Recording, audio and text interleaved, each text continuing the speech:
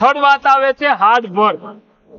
તમે ગમે એટલું વિચારો કે હું પોઝિટિવ જ છું સાહેબ, મારામાં અતૂટ વિશ્વાસ છે, હું પૂરું કરીશ જ, પણ જો એ લેવલની મહેનત નહીં કરીએ તો કશું થવાનું છે? ગમે એટલો પોઝિટિવ વિચાર છે, તમે રોજ ઉઠીને બસ સાહેબ હું તો રાત દિવસ એક જ સપના જોઉં છું કે હું સફળ જ છું, સફળ જ છું. સફળ થવાના છીએ?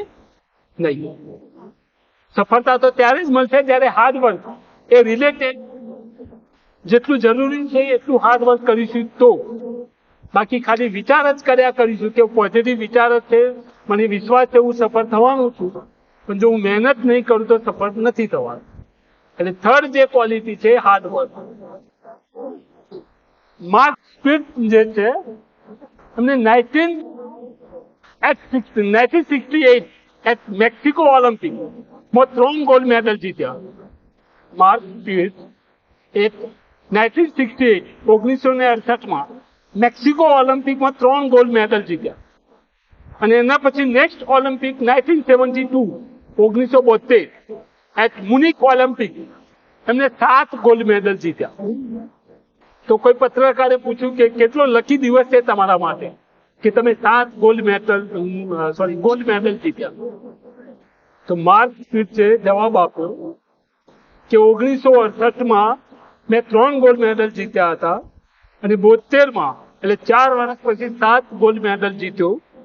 આ 4 વર્ષના સમયગાળા દરમિયાન મેં 10,000 કલાક પ્રેક્ટિસ કરી છે. તરવાની પ્રેક્ટિસ કરી છે 10,000 કલાક. એટલે જો તમારું મેથેમેટિક્સ સારું હોય તો 4 વર્ષના 10 કલાક એટલે 1 વર્ષના 2500 કલાક. અને જો કેલ્ક્યુલેટ સારું હોય 1 વર્ષના 2500 કલાક એટલે દિવસના 7 કલાક એપ્રોક્સિમેટલી, વિથઆઉટ સન્ડે, વિથઆઉટ એની હોલિડે. 365 દિવસ તમે 7 કલાક જો તરવાની પ્રેક્ટિસ કરો તો તમે પણ 7 ગોલ્ડ મેડલ જીતી જશો. એમાં કઈ નવું છે નહીં. અને તમે મને આજે કહી રહ્યા છો કે હું લકી છું. જો રોજની 7 કલાક પ્રેક્ટિસ તમે પણ તરવાની કરો, તમારામાંથી પણ કોઈ કરે તો એ પણ વ્યક્તિ 7 ગોલ્ડ મેડલ કે 8 ગોલ્ડ મેડલ જીતી શકે.